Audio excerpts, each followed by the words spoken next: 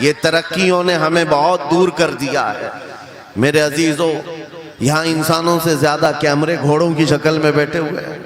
ये सारी चीजें मैं महसूस कर रहा हूँ, सिर्फ इसलिए बोल रहा हूँ कि हमारे असलाफ के जो जलसे हुआ करते, हमारे बुजुर्गों के जो जलसे होते थे, उसके बारे में कभी आप मालूमात हासिल करें। वो कैसे जलसे हुआ करते, उलमा का अदब कैसा होता, मशाइख का अदब कैसा होता। बड़ों से पूछे तो पता चलेगा, उनके सरों पर अंडा भी रख दिया जाए तो हिलता नहीं। इस तरह से वो लोग मुतवज्जे होते, और आने वाला बावजू आता, अदब के साथ आता, और बोलने वाला भी इखलास के साथ बोलता। ये सारी रूहानियत अगर खत्म हो गई तो इन जलसों का कोई मतलब नहीं रह जाता। इसीलिए मेरे अजीजों, यहाँ पान खाए हुए, गुटखा खाए हुए लोग मजलिस रसूल में अगर खड़े होकर सुनना चाहते हैं, नुक्कड़ पर और सड़क पर, मैं समझता हूँ महफिल रसूल की बेहुरमती है।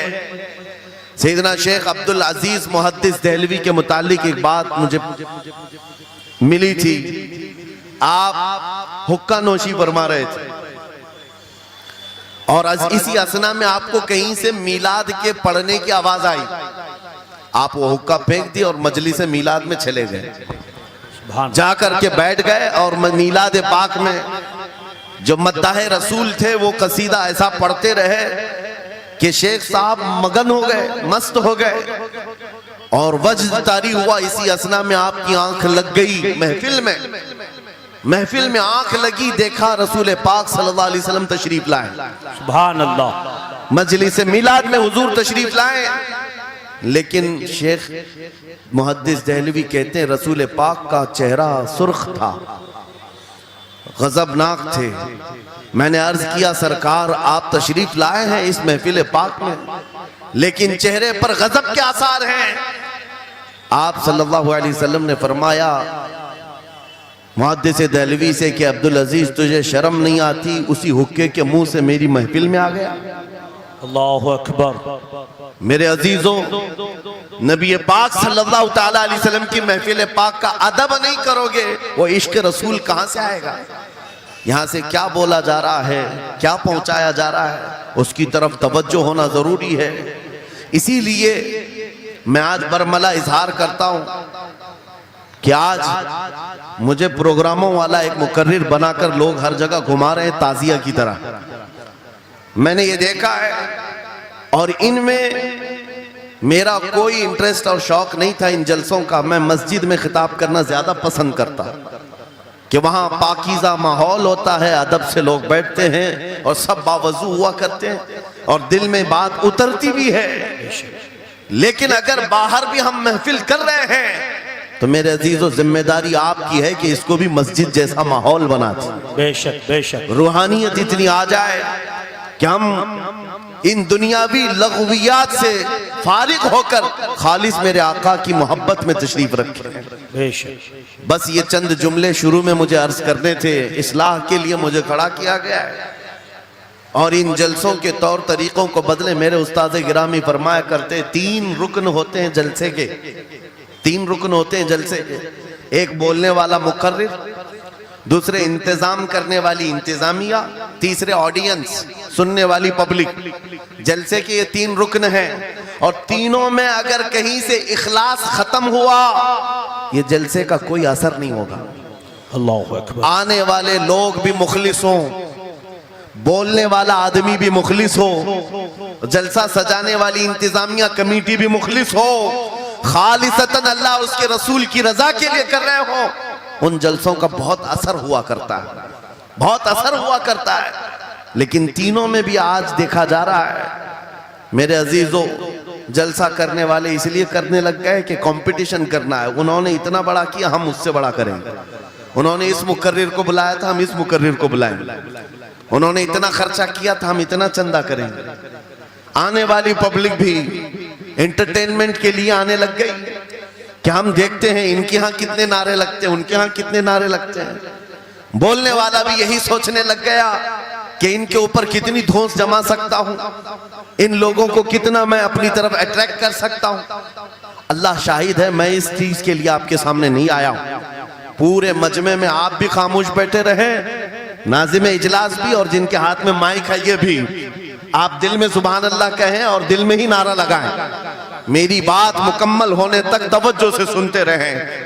ये खामोशी अब ये बता रही है कि ये चौक पर नहीं गुंबद खजरा की छांव में हो रही है। सुभान अल्लाह, सुभान अल्लाह। वरना होगा ये कि रास्ते पर शोर शराबा और सड़कों को जाम किया जाना लोगों की नजर में ये ऐब मालूम होता है, लेकिन इसी माहौल को हम बदल करके भी जा सकते हैं। ये हमारा शिवा है पूरी दुनिया में कि सिर्फ और सिर्फ रसूल पाक की गुलाम कौम ऐसी है जो 1 मिनट में पूरा सन्नाटा तारी कर सकती है। किसी ने एक साहब से पूछा था, वेल ट्रेन्ड फौज जो होती है, चाहे वो अमेरिका की हो कि रशिया की हो कि जापान की हो, चाइना की हो, उनसे पूछा गया कि अगर 10,000 फौज को सफों में खड़ा करना हो और उनको रेडी करना हो तो आपको कितना टाइम लगेगा? किसी के बारे में कहा कि अमेरिकी फौज के लिए हमें 4 घंटे लग जाएंगे, हम तरतीब दे देंगे। रशियन फौज के लिए 3 घंटे लग जाएंगे, चाइनीज और एक्टिव हैं, 2 घंटे में अपनी थपे तरतीब कर लेंगे। उस मुसलमान दानिश्वर ने कहा, अल्लाह का करोड़ों एहसान है, 1 लाख से ज्यादा का मजमा होता है हरम काबा में भी और हरम रसूल में भी। इमाम सिर्फ 1 मिनट में कहता है सफे दुरुस्त कर लो, किसी को डंडा मारने की जरूरत नहीं, सबकी सफे खुद दुरुस्त होती है। ये कौम है जो अपनी सफे खुद दुरुस्त करती है। मस्जिदों में, जुमा में, ईदगाह में जाकर कोई लकड़ी लेकर नहीं फिरता कि अपनी अपनी सफ़ें दुरुस्त कर लो। हर एक को इतना शऊर है कि अपनी सफ़ें कैसे दुरुस्त की जाती है। जब आपको अल्लाह ताला ने ये नेमत अता की है, मस्जिदों में सफ़ें दुरुस्त कर सकते हैं 1 मिनट के अंदर, ईदगाह में 1 मिनट में हमारी सब दुरुस्त हो सकती है। ऐ नौजवानों, दुनिया को ये बताओ, सिर्फ मस्जिद और ईदगाह नहीं, दुनिया के हर मैदान में हम अपनी सफ़ें दुरुस्त कर सकते हैं। सुभान अल्लाह। हर मैदान में हमारी सब दुरुस्त हो सकती है। ये अल्लाह की तरफ से दी हुई बहुत बड़ी नेमत है। बस अब मजमा जो खामोश है और मुतवज्जे है, अब मेरी बात को आगे मैं बढ़ाता हूं, तवज्जो से सुने।